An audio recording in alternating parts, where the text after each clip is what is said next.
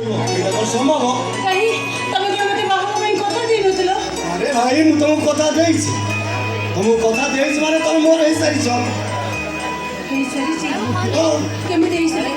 ମୁଁ ଆଜି ଠିକ ବୁଝିପାରୁଛି ସବୁ ପୁଅ ମାନଙ୍କୁ ଏମିତି ଉପରକୁ ଉଠିଗଲା ପରେ ପଛ କଥା ଗୁଡ଼ାକ ପାଣିର ଧାର କରିଦିଅନ୍ତି, ଭୁଲି ଯାଆନ୍ତି ପ୍ରେମିକାକୁ, ଭୁଲି ଯାଆନ୍ତି ପ୍ରେମକୁ, ଆଉ ଭୁଲି ଯାଆନ୍ତି ଅତୀତକୁ। ଏ ଲଗ୍ନା ସମସ୍ତଙ୍କ ସହିତ ମତେ ତୁଳନା କର। ମୁଁ ତମକୁ କଥା ଦେଇଛି ମାନେ ତମେ ମୋର ହେଇସାରିଛ। ଶୁଣ ଥରେ ମୋ ଟାର୍ଗେଟରେ ଆଚିଭ୍ କରିସାରେ ମାନେ ମୁଁ IPS ହେଇସାରେ, ତାପରେ ତମ ମଥାରେ ସିନ୍ଦୁର ଆଉ ହାତରେ ଶଙ୍ଖା ପିନ୍ଧି ମୁଁ ଆମ ଘରକୁ ନେଇଛି। କେମିତି ବିଶ୍ୱାସ କରିବି, କେମିତି ଭରସା କରିବି?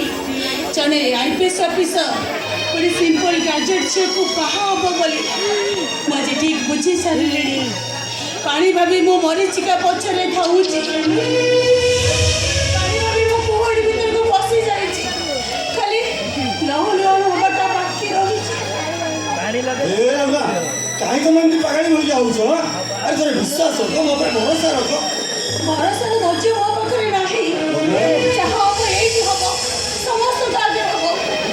ନରେଶ ବିଶ୍ୱାସ କର, ତମେ ମୋ ହୃଦୟରେ ଅଛ, ମୋ ମନରେ ଅଛ। ତମେ ମୋ ପ୍ରତ୍ୟେକ ରକ୍ତ ବିନ୍ଦୁରେ ତମ ନାଁ ଲେଖା ହେଇଛି। ବିଶ୍ୱାସ କର, ତମକୁ ଛାଡ଼ି ମୁଁ ଗୋଟାଏ ମୁହୂର୍ତ୍ତ ବି ବଞ୍ଚି ପାରିବିନି। ମୋର ବି ଠିକ୍ ସେଇ ଅବସ୍ଥା। ଯେତେବେଳେ କିଛି ପଢ଼ିବାକୁ ଆରମ୍ଭ କରେ ବହିର ପ୍ରତିଟି ପୃଷ୍ଠାରେ ଲଗ୍ନା ଆପେ ଆପେ ଦେଖି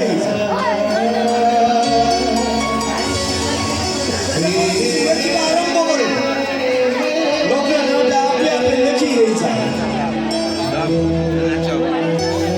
ତମକୁ ଖୋଜି ଯେତେବେଳେ ଦୂର ଦିଗ୍ବଳୟକୁ ଦେଖେ, ଛୋଡ଼ା ଛୋଡ଼ା ହେଇ ଉଡ଼ି ଯାଉଥିବା ପକ୍ଷୀ ମଧ୍ୟରେ ଲଗ୍ନକୁ ଦେଖେ।